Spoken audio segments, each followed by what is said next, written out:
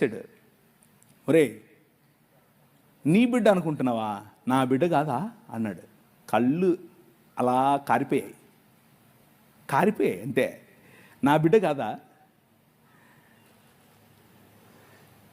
పట్టతల మొహోడా, నువ్వేం ప్రేమించావురా నీ బిడ్డని? ఐ యామ్ ద కింగ్ అన్నాడు. నేను రా రాజు, నేను చూసుకుంటా ఆ పాపను అన్నాడు. సంవత్సరం లోపల కంప్లీట్ కరెక్షన్. నారాయణ హృదయాలయాలో తీసుకెళ్తే కంప్లీట్ కరెక్షన్. మిగిలిన పిల్లలు ఎలా ఉన్నారో అలాగే నా పిల్ల ఎదిగింది, నా పాప ఎదిగింది, పెరిగింది. ఇప్పుడు 17 సంవత్సరాలు. ఈ ఏప్రిల్లో బైబిల్ కాలేజ్ అమెరికాలో వెళ్తుంది. ఎందుకు తెలుసా?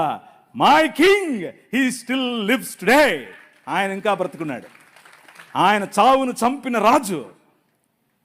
నేను అలిగినప్పుడు, నేను గొనిగినప్పుడు, నేను ఆయనకు వ్యతిరేకంగా ఆలోచించినప్పుడు, నాకే ఎందుకు చేశావు అన్నప్పుడు, అసలు నేను ఇవన్నీ ఎందుకు చెప్తానో నాకు తెలియదు.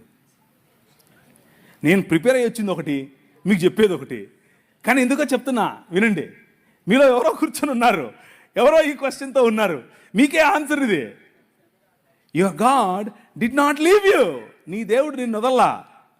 నీ భర్త ఇంకా సనాతనంలోనే ఉంటూ నిన్ను బొట్టు పెట్టుకో, నువ్వు అజ్జేయి, నువ్వు ఇజ్జేయి అని నిన్ను పెస్తర్ చేస్తున్నాడా? నువ్వు అలక్కు, నువ్వు దేవునితో కొట్లాడు, పర్వాలేదు. కానీ నీ రాజు నిన్ను చూస్తున్నాడు. ఆయన సమస్తాన్ని నూతనపరుస్తున్నాడు. నీ కుటుంబం నూతనపరచబడబోతోంది. నీ శరీరం నూతనపరచబడబోతోంది. నీ జీవితం నూతనపరచబడబోతోంది. ఎందుకు నేను చెప్తున్నానని కాదు, నో, నేనేంటి, నేనెవరు అసలు అందుకు కాదు.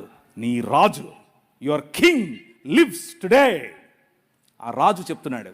ఆయనతో అలీజియన్స్, ఆ రాజ్యంలో నీ పౌరసత్వం, ఆ రాజ్యంలో నువ్వు ఆయన పట్ల నీకు ఉండాల్సిన నిబద్ధత ఉంటే చాలు. నీ నిబద్ధత ఉంటే ఆయన హీ స్టిల్ విత్ యూ. పురాతన కాలం మొదలుకొని శాశ్వత కాలము తన ప్రత్యక్షతను చూపిస్తూ వస్తున్నటువంటి రాజు, నీ రాజు.